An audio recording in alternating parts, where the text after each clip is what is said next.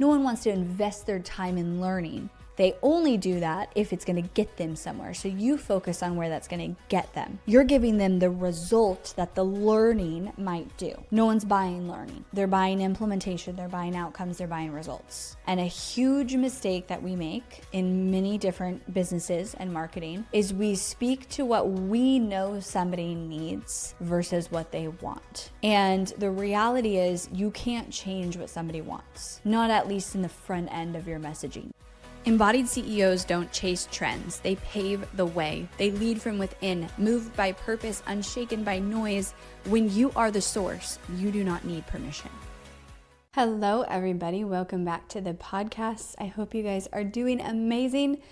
I'm coming off Embodied Marketing Live. My gosh, it was so good. I say this every time. I know I gush over it every time.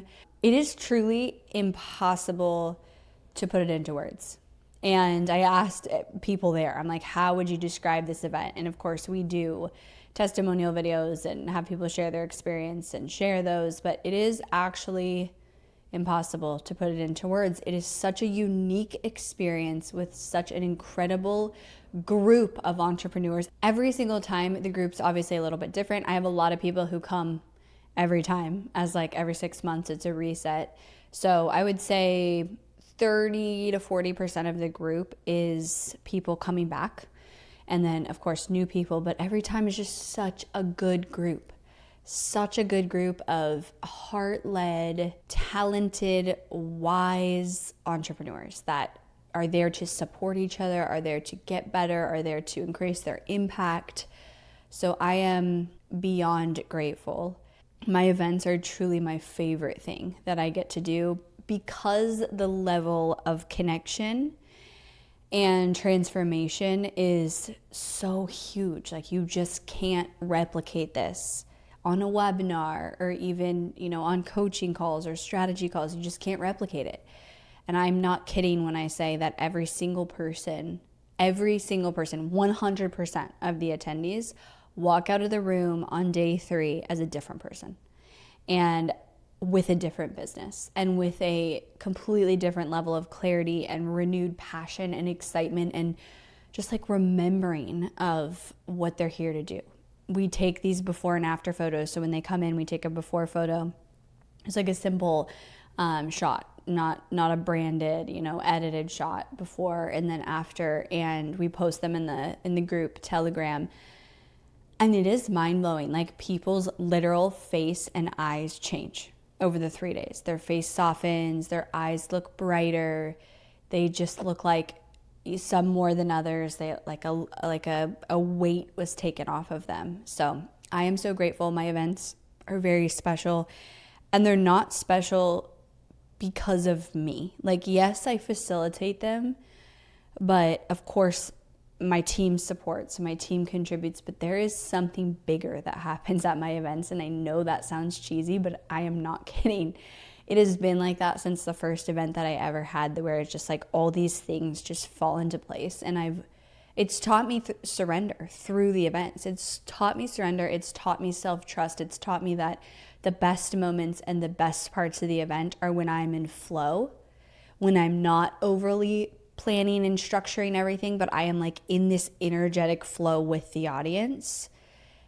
And I feel every time I get to do a deeper level of that. So our next event is not until January, but we do have it up, early bird price and tickets for sale. I have a feeling this one's going to sell out. 50% of the room bought their tickets for the next event. So if that speaks to how good the event is, you got to be there. You got to be there. It's a special experience. Embodiedmarketing.com/live. You can see the dates are January 28th to the 30th in Austin. Every event is a little bit different. There's some core themes, but all the workshops, the way it flows, it's not overly structured. It's different every time based on what the room needs. So anyways, I wanted to free flow a little bit today, just with some insights that I have obviously coming off the event, doing a lot of coaching and hot seats and support with entrepreneurs and kind of themes that I saw, as well as I was reflecting. I put up a post yesterday which was my like July photo dump, July recap. And I actually like was writing it and I was like, I can't believe all that happened in July. And I know I did a podcast on this before, but I can't believe the duality of my life right now. And I was asking myself the question of like, what contributed to a lot of this success, you know, in the last literally 30 days. If we look at my business, I've launched a new business and we've completed like 12 jobs, I think, in the last 30 days, maybe more than that. And had our biggest launch, had our biggest month, had a 6-figure in new sales launch, hosted the challenge, worked out, like got all my workouts, and I ran 48 miles. I hit 6 months since my shoulder labrum tear, which by the way, that happened the first workout that I went back to the gym after my event. And lesson learned, probably I needed to give myself more of a break. I went straight from my last live event into this workout that was like a qualifier for a competition and tore my labrum. So this time I was like, okay, we're gonna take it a little easier. I hit 6 months since that injury, and it's, you know, I'm back doing things that I haven't been able to do in 6 months.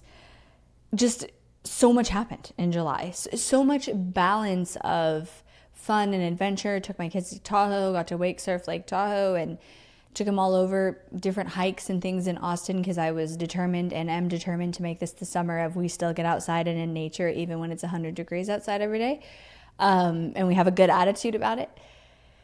Just such a spectrum. And then I put this clip of me bawling on there, like, and also had the lows. And I was just thinking about this and wanted to like bring this to the podcast because I was like, what allowed me to have like such a successful month in one area while navigating a challenging other area? And like, I think a big part of it is, number one, I'm realizing more and more how much life is about this spectrum. Like, we are here to experience this spectrum. And I think July for me was such a beautiful representation of that.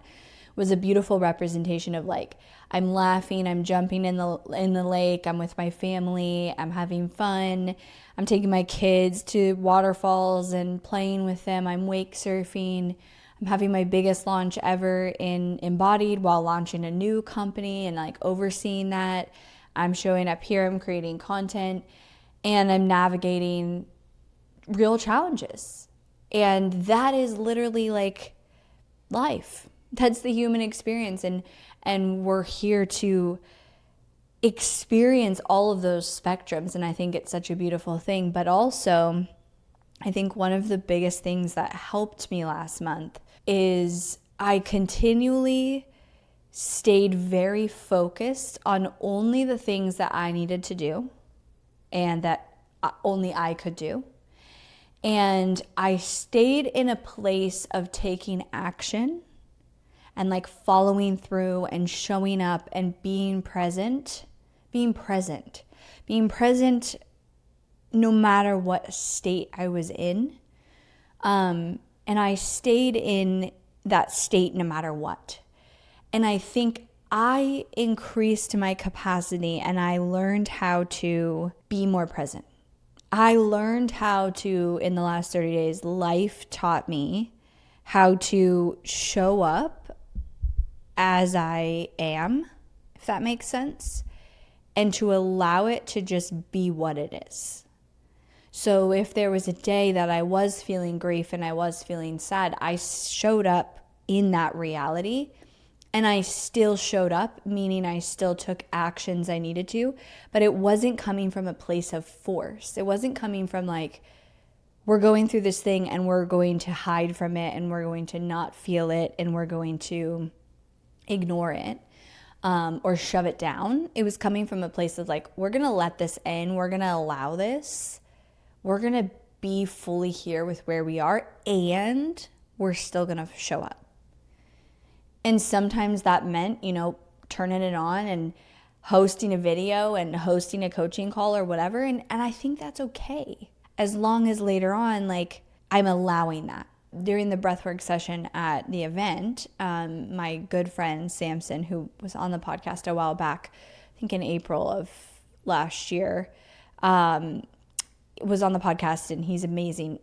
I have him at all my events, and he hosts breathwork, but it's so much more than breathwork. Like, we do activities, we do stuff after. But anyways, he said, you can't let it go until you let it in. And I think that's a big lesson I've learned in the last 30 days, and it's a good one. And it is something that you have to do for yourself. Somebody else can't do that. So my point is, in all of this, I'm trying to showcase the spectrum that is life and business, and that you can be navigating something really challenging in another area of your life while still showing up in another area and doing it still from a place of authenticity and a place of presence. And that was a big thing I talked about at the event, is like, I've said this before in the podcast, but what if life was the meditation? What if instead of the big journey or the hour-long meditation that you do, or 30-minute, 10-minute, whatever, and that being like the only time you're present, what if life was the meditation? And what if as many times as possible throughout the day you brought yourself back to the present moment? And what this does is it makes you into a regulated, grounded, centered person. And guess what? When you run your business from that place, it is so much more aligned and successful.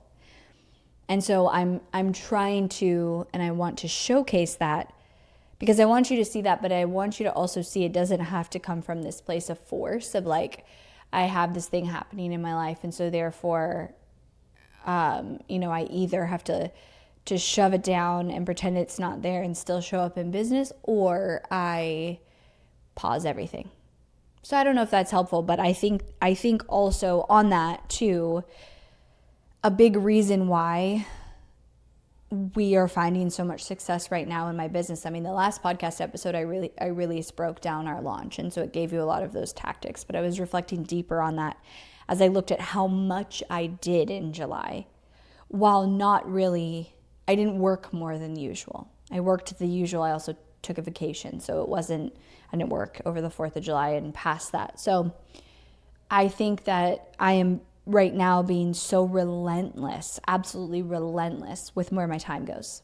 I'm always that way, but even to the max right now, because it has to go every single day into the places that only I can be there and I can show up. I mean, I think that is a big reason for our success, is we've become very focused as a company, and we've allowed that focus, the focus within our offers, the focus within our strategy, and like been able to kind of plan ahead for what we're doing, and having that focus, and then in between things, planting seeds and like consistency. I think all of that has created a lot of success.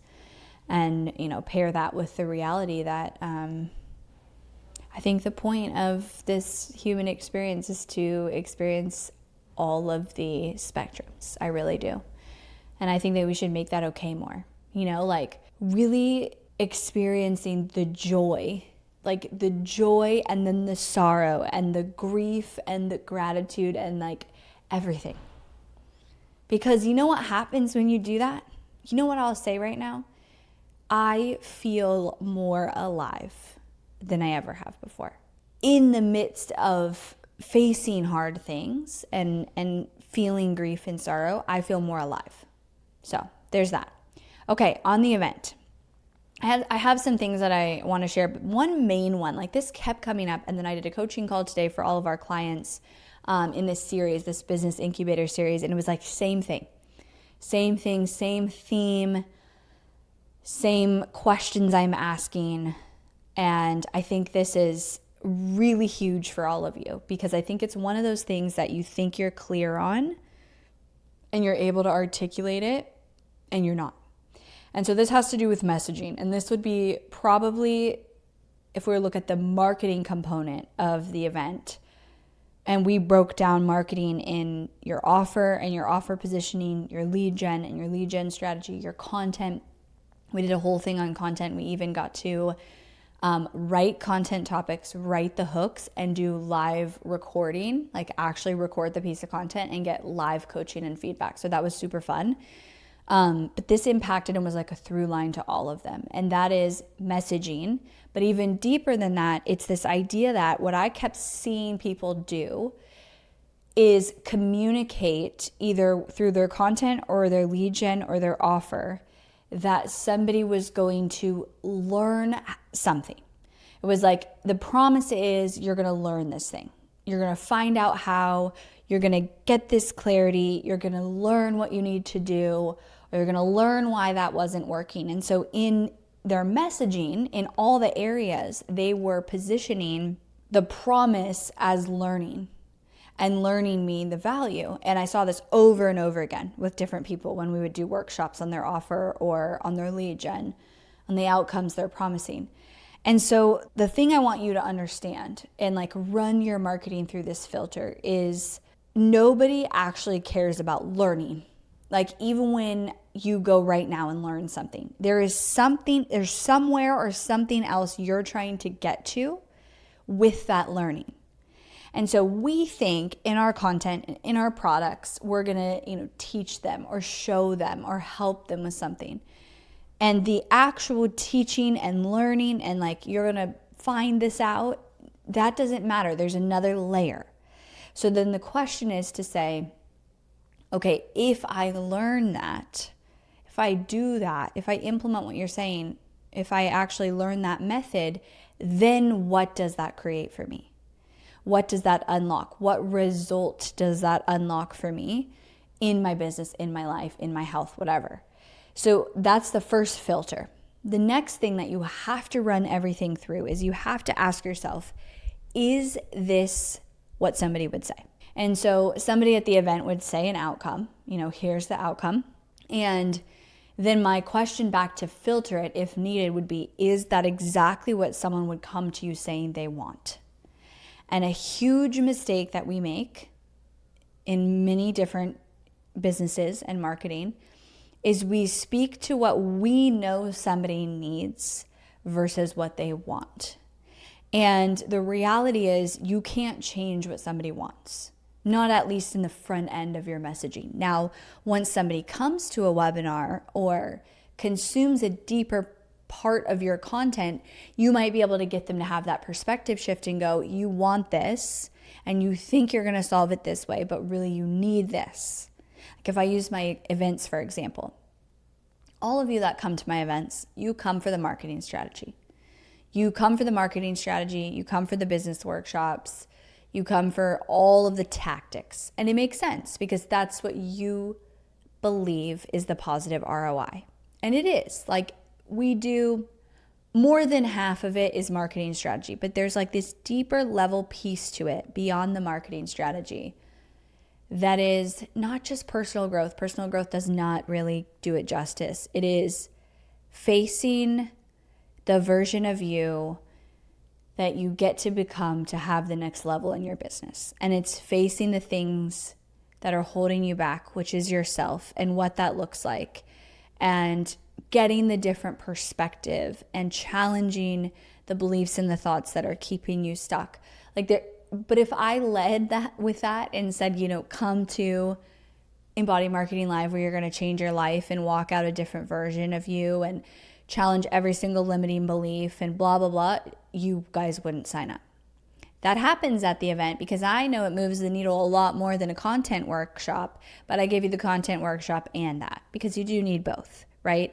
Where I'm going with this is I know as someone who's had a business for 11 years, who invested in all of the tactical business and marketing coaches and programs and things, and also invested in myself and invested in mentors who could get me to see things differently, who could challenge my perspective and beliefs, who could help me become the future CEO of my company so I could have it. I know what really moves the needle, okay? Just like you're an expert in what you do and you know what really moves the needle. But you can't lead with that. You have to meet people where they are at. You have to give them what they want, and you have to make that connection of what you want is this, and this is how you get it.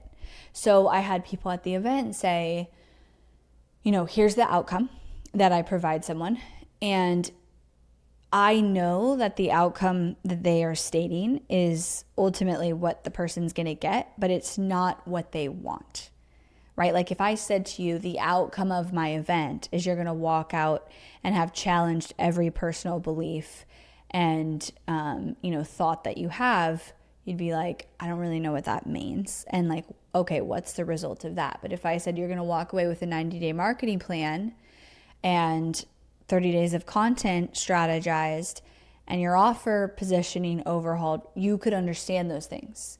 Now, how we're going to get you there is that piece of personal growth, because I know that that's what works.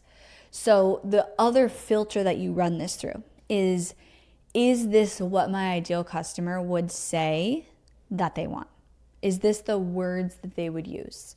And in a couple cases at the event, I actually encouraged them to text a client, text someone who had worked with them or knows what they do, and ask the questions of, what do you think I do?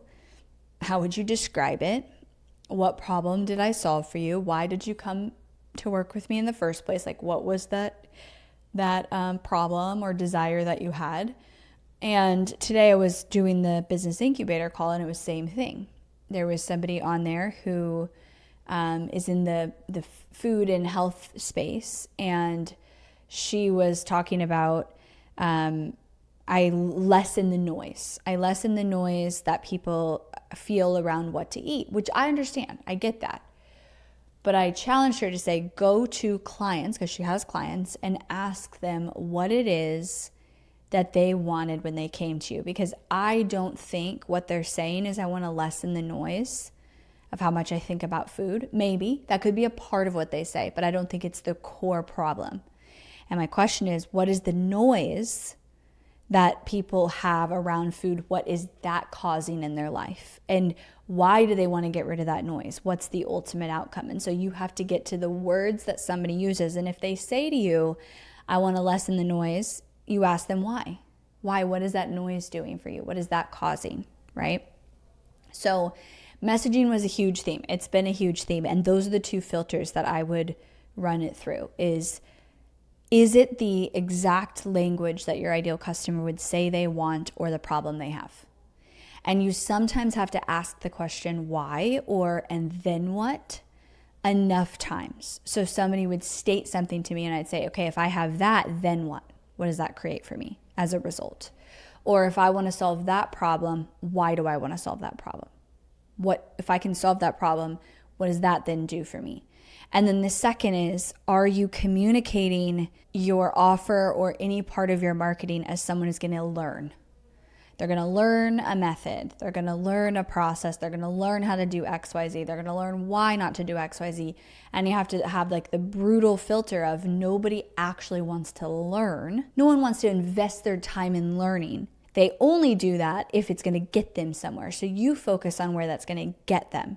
You're giving them the result that the learning might do. No one's buying learning. They're buying implementation. They're buying outcomes. They're buying results.